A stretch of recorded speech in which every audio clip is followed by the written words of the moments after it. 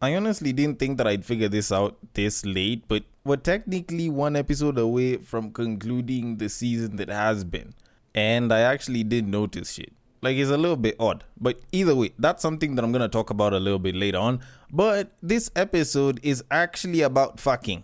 But hold up, wait, before you start losing your shits and you're like, oh, let me go reduce the volume. No, this episode actually isn't about sex. I just said that it's about fucking. This particular kind of fucking is just, spread a little bit further around than just sex. So even though I may have a story with a bit of actual fucking, for the most part, there's a lot more fucking around and fucking up as opposed to just sex, The overall similar factor in all of this is fucking, but it's not like it's just about the sex. But anyways, to give you guys the proper context, you'll have to listen to it. And I am going to kick things off with a little bit more of the fucking on its own by bringing up a story of a Florida woman who was arrested after leaving her son in a hotel room with a dead man following a menage a trois with two men, which I think even by American news standards is a little bit odd. Like, you kind of think about this entire situation and it's like, there's a whole lot of weird shit here that someone should be arrested for, but you don't even know where to start. Because is it the fact that there's a dead man there? Is it the fact that the son was abandoned? Was it the fact that the son was abandoned right next to a dead man? Like, when you kind of think about it, the major uniting factor of everything that's happening in this story is her pussy. And I don't know how to feel about that.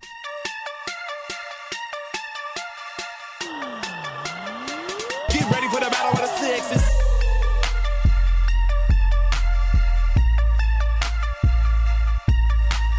Because I'm actually sort of curious about how all of this happened, because when you kind of think about it, it's like she might have screwed the dude and then killed him, or screwed the dude to death and then decided to go for a threesome. I don't know. I'm not sure. Like, it kind of looks like it was, if I can kill one dude with my pussy, imagine what I can do with two. Like, it's a little bit weird, but let me just read the story real quick. So it says, and I quote, "A Florida woman was arrested after she allegedly left her 11-year-old son in a hotel room with a dead man following her drug-filled sexual encounter with two men. Amy Kemper, 32, admitted to authorities last week that she used drugs and had a menage a trois, aka a threesome, in a room at the Hammock Beach Resort in Palm Coast, Florida, before she decided to leave her son there with a 60-year-old man while she left with the other man overnight. She told the police that she thought the man was snoring strangely, and when they returned, they found him unresponsive. He was later pronounced dead in the room by medical personnel after CPR was attempted. The police allegedly found narcotics and drug paraphernalia inside the room. Unfortunately, her son was stuck alone in the room with the deceased male for several hours until she came back. Kemper was arrested for child neglect without great bodily harm and booked into the Flagler County Jail. She is being held on a $15,000 bond. Kemper's son is now in the care of the Florida Department of Children and Families." End quote. Okay, now this situation seems a little bit wild. It's like she practically carried the result of her previous nut when she was trying to get some more nuts from two other guys. And the weirdest part about it is, like, a nigga's just left in the room and you're leaving a 60-year-old man with your son in the room. You probably don't know this dude. These two men sound like they were both strangers, because she doesn't sound like she knows them, and she still leaves a little boy there. Like, I'm not saying that something was going to happen or something might have happened. It's just, we don't know if this guy went to Epstein's Island or, was reading from the Epstein's book of trying to fuck people. Like, dude might have started with, let me start with the mother so that I can get easy access to the kid. Like, you're not sure about that shit. And you still left your kid in a hotel with technically a stranger.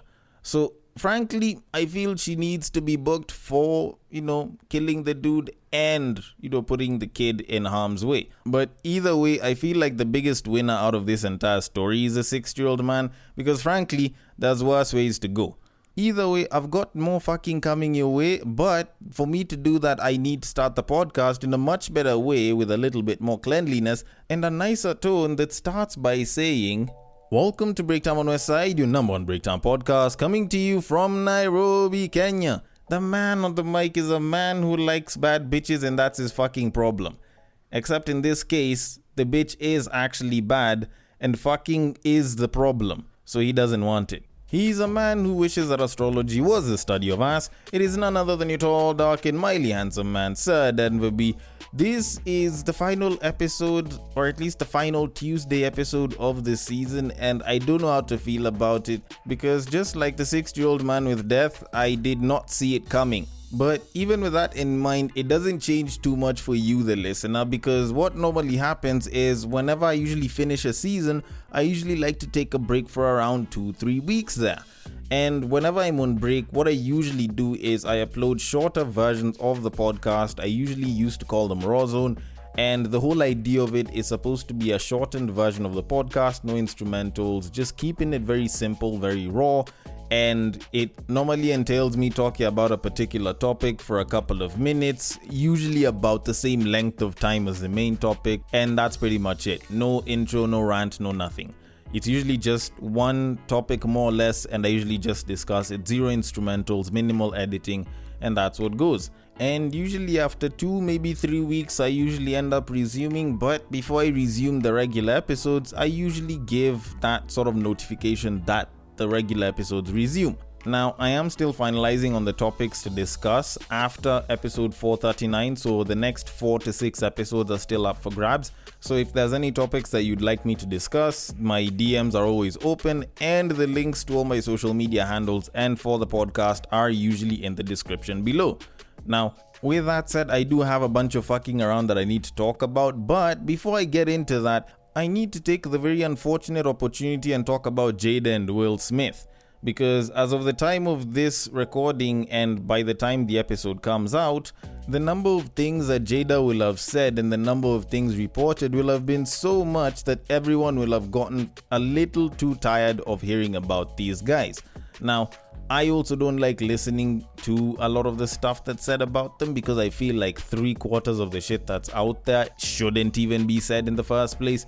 But considering that she is having a new book coming out very soon, you know, she decided to do the thing that she did, I think it was like a year or 2 ago, and practically clout chase by talking about a bunch of private shit that shouldn't be known to the public. Like, you know, shit like how she believes that her and Tupac were soulmates but they didn't have chemistry, or how she's actually been separated from Will Smith from the year 2016, or how right after the rumors of her separation with Will Smith, Chris Rock reached out almost immediately, and this was years back, not, you know, after the whole Oscars thing, and was busy trying to take her out for dinner.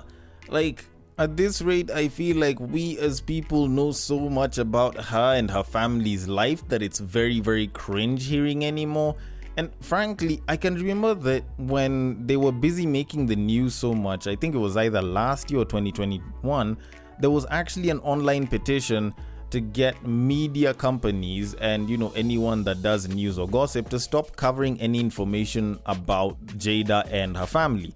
And it mostly stemmed from the fact that people were just tired of hearing a bunch of shit about them. And frankly, I agree.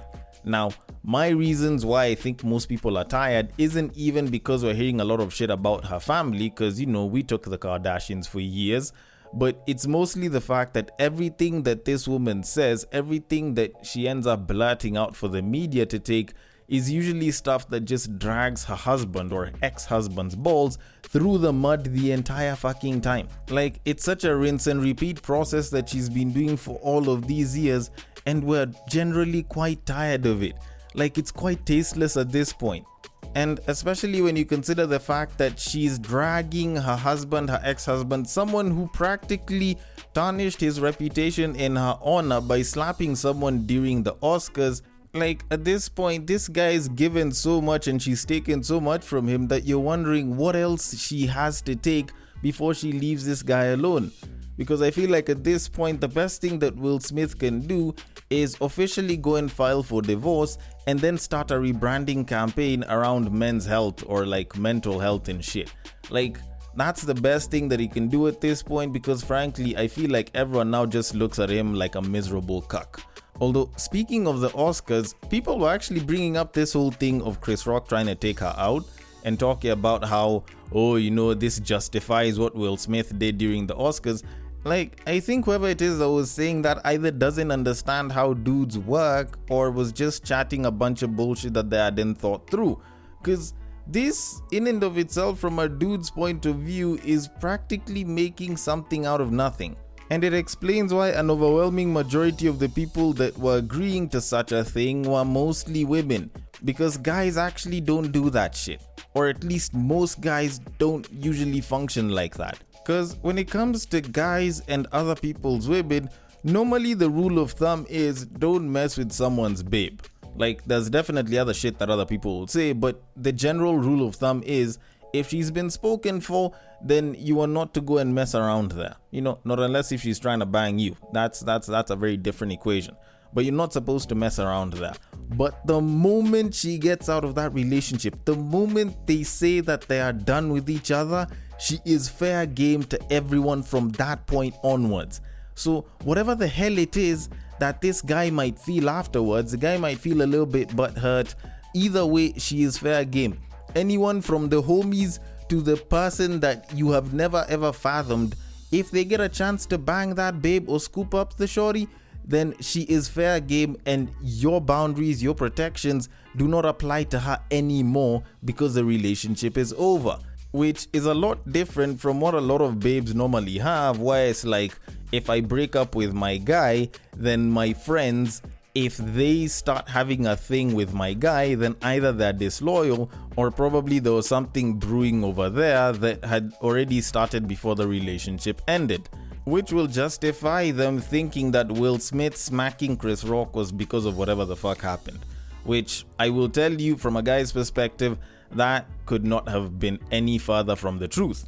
But either way, all that said and done, I could be wrong, so I'd like your thoughts on it. But as far as this goes, I'm sick and tired of hearing about this woman and whatever the fuck she's doing to her man, so let them get done with them, let her book go and sell, and let her stop being relevant to people. And with that said, let's move things on to our main topic of today. Now, if you listen to the previous episode, I did cover quite a bit of cheating on the tweets, and there was one which was a quoted reply to some controversial opinions on cheating.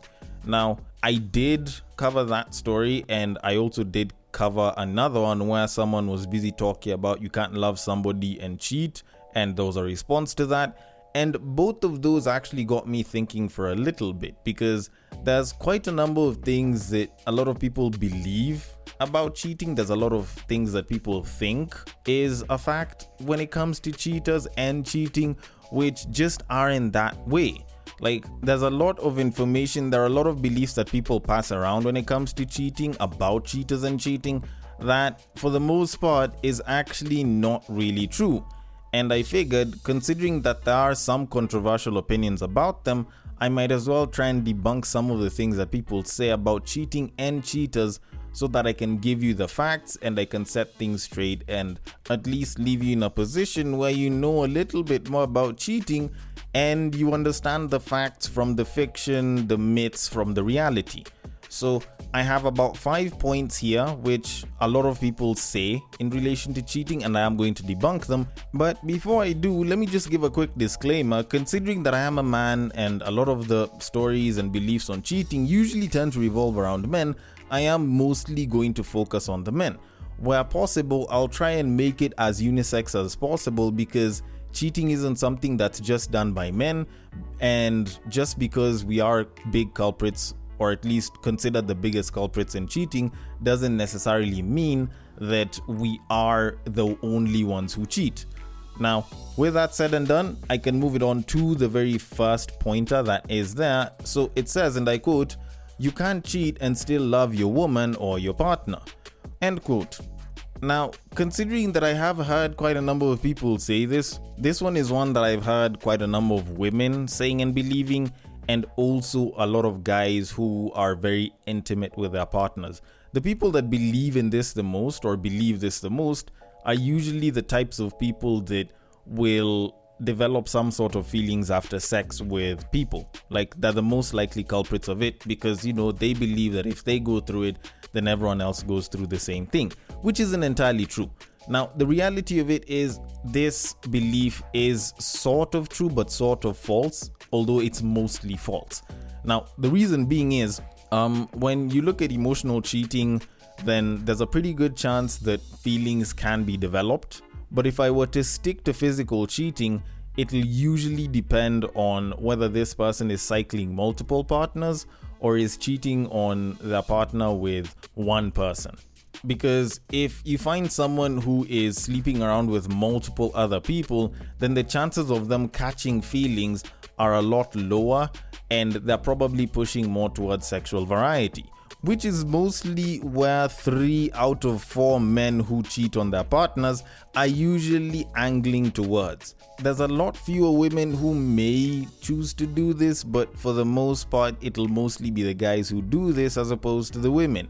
Now, these ones won't really catch feelings. The women, on the other hand, because most of them will usually cheat with one person, are the most likely to catch feelings for that one person. And statistically, 3 out of 4 women that cheat on their partners end up developing feelings for the person that they're cheating on their partner with. Now, with that said, yes, both men and women can catch feelings for the person that they're cheating on their partner with, and they will no longer be feeling any love towards their current partner, but it's not an actual guarantee that it's always going to happen. Sometimes someone is just looking for the 20% that their partner isn't providing. Although you will actually notice with most men who cheat on their partners, if they love them, if they care about them, if they respect them, they do not allow the person that they're cheating on their partner with to ever disrespect the main partner. You do not disrespect the girlfriend, you do not disrespect the wife, you do not disrespect the fiance just because I'm laying pipe on you, which is something that is very common for a lot of guys. Now, with that said, I will move it on to the next one, which is once a cheat, always a cheat. Now, is that a belief that is actually true? That also depends on the person. Now, there are people who, because they are geared towards sexual variety and they've been doing this over multiple relationships, the chances of them adjusting to be completely monogamous is very, very hard to do, but it is possible. Now, just because it is possible doesn't mean that it will happen, and even that possibility in and of itself is very tiny. On the flip side, the person that will be cheating on their partner with one person, depending on the reason why they've chosen to cheat or, what's driving them to cheat, can actually cheat, but when they move on with the person that they're probably cheating with, then they will stay loyal to that person. It's happened quite a lot of times for quite a number of guys and also women, but at the end of the day, it mostly stems from their reason for cheating. Now, if the person cheated for the sake of sexual variety and, maybe they've matured, then there's a possibility that they'll stop doing it. It's not a guarantee, it's just a possibility. But if you find that, one person's been cheating on their partner, especially towards the end of the relationship because they didn't like where things were going, then there's a pretty good chance that they can end up staying loyal. The only problem is, when your relationship is in the rocks, there's a pretty good chance that they might end up cheating on you with someone else, which is actually a part of a theory that is referred to as the mate switch hypothesis. But with that said and done, I think that explains that.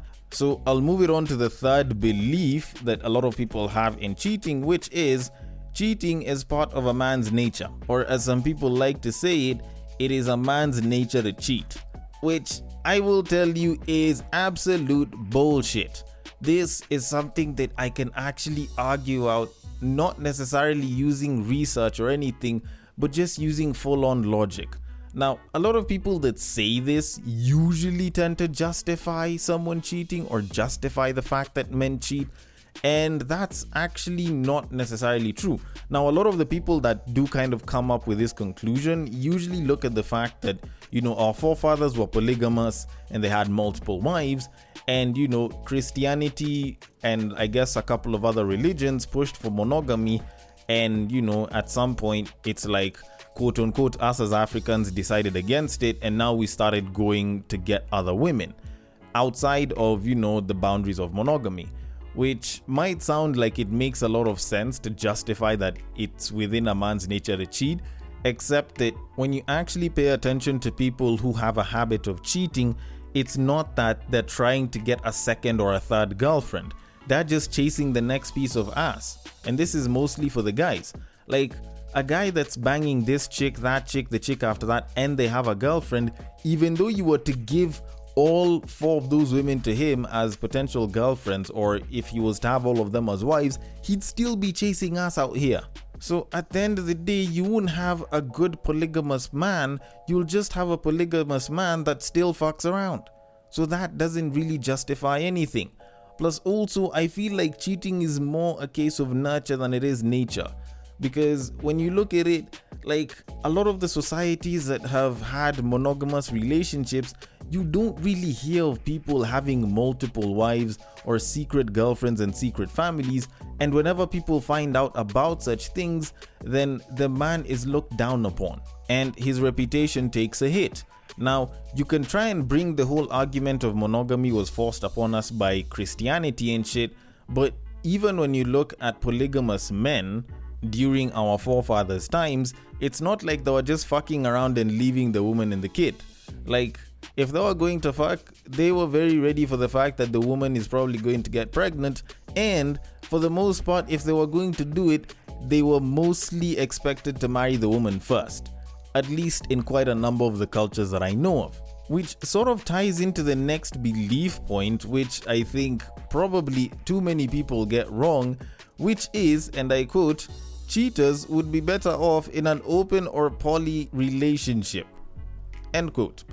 Now, let's be particularly honest. I know a lot of people say this, a lot of women say this, a lot of men who are against cheating say this, but I will tell you this as a matter of fact. About 80-90% of people who cheat would not do very well in a polyamorous or an open relationship. Maybe not unless if you're talking about half open or half polyamorous, and they're the ones that are in the open or polyamorous situation. Now, the reason I'm saying this is open relationships, polyamorous relationships, like for them to survive, it requires such a great degree of trust that you cannot derive or get or give to someone who has a history of cheating. Like, I don't think people actually understand the massive amount of trust that you require to allow your partner to go and fuck around with someone else and follow whatever rules and guidelines that you guys have set for that relationship to remain as it is. Because for those of y'all that don't know, open relationships, poly relationships will mostly have certain rules and boundaries that you are to follow to keep the relationship intact. So you don't just go fucking around whoever it is that you want and loving whoever it is that you want, yet you're in a relationship with that particular person. So one of the more common examples of it is your partner has to vet the person that you want to shag. All right. Another one that is very common is you're not supposed to shag that person more than maybe once or twice. All right. Another one is you're normally not supposed to do it with people that they know, and if you are to do it, then you're supposed to keep it to sex workers possibly, and if you're going to do it with anyone, then you are supposed to use protection. Like literally 2 to maybe 4 rules that are very, very common in such relationships. Do you know the number of cheaters that would break any, if not all of those rules if you were to put them in that sort of a relationship? Because when you think about it, it's not like a lot of cheaters are just chasing the sex. It's sex with a particular person, all right? So imagine if your partner vets and says, you know what, I don't approve of you sleeping with this person. Are you going to turn them down? Especially now if they seem to be throwing vibes back at you and they're very willing to smash. I kid you the hell not, there's some people who will just try and do it but keep it secret. And guess what? That's breaking trust. That's breaking the boundary. So technically, you are cheating even when you're in an open or a poly relationship. If you're told that you're not supposed to do it once or twice, then the shorty that has been giving you some of the best pussy in your life that you want to go back and hit again after you've already done it twice, now you can't do. And that rule mostly exists so that it can prevent the possibility of pair bonding with another babe, which will now make you emotionally cheat properly on your person. And a lot of guys will just resort to trying to bang that babe chini ya maji and make sure that their partner doesn't know, which will now cross that boundary. Then when you look at only doing it with sex workers, what about the person that's been eyeing the colleague from work, or the colleague from work that's been eyeing you? Like, now are you going to look at her but just go and bang a sex worker with her image in your head? Like, at the end of the day, there's people that won't be able to resist that urge, and they'll try and keep that shit quiet from their partner finding out. Then also using condoms. Do you know the number of people that will cheat and they will want to go at it raw with every single person that they shag? Like, at the end of the day, most of those rules, a lot of people who cheat can't follow because they can't even stick to the simple rules and boundaries of being in a closed relationship, so they do a hell of a lot worse in an open one. Then last but not least on the list of controversial beliefs on cheating is women cheat better or worse, depending on how you look at it, than men, which I will say it varies on how you look at it. It's not entirely true. I think both sides cheat roughly about the same, but when you look at the ones that get caught the most, it's not that they're a lot worse when it comes to it, it's just that women for the most part are very big on details and they can pick up on details that most men would normally ignore. Like, I've been told a story of a guy that was cheating on his babe and the babe became suspicious because, and this was what she was saying, he was fucking her differently. Like, it can be that detailed. So you as a guy can be screwing your partner, busy thinking that you're laying pipe the same exact way, and your partner's already figured out that you're not fucking her the same way that you used to. And it's not even a frequency, it's literally how you're doing the act in the bedroom. But guys are usually very oblivious to such minute details and they mostly stick to highlights, which is why a babe can be cheating on a dude for years and the dude won't even know about it because she just makes sure that she has the details covered, or at least the major details covered, so the guy doesn't even pick up on such things.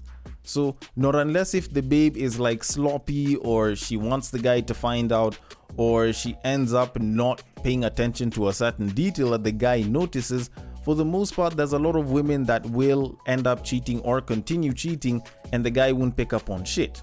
So at the end of it, both sides cheat the same. It's just men are more likely to be found out because we don't know how to mask all of the details, and women are very good at picking the details. But with that said and done, let me conclude all of this by saying this.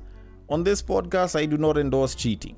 Even having said this, even giving all of the facts that I've given, I do not endorse cheating, and I still believe that cheating isn't good.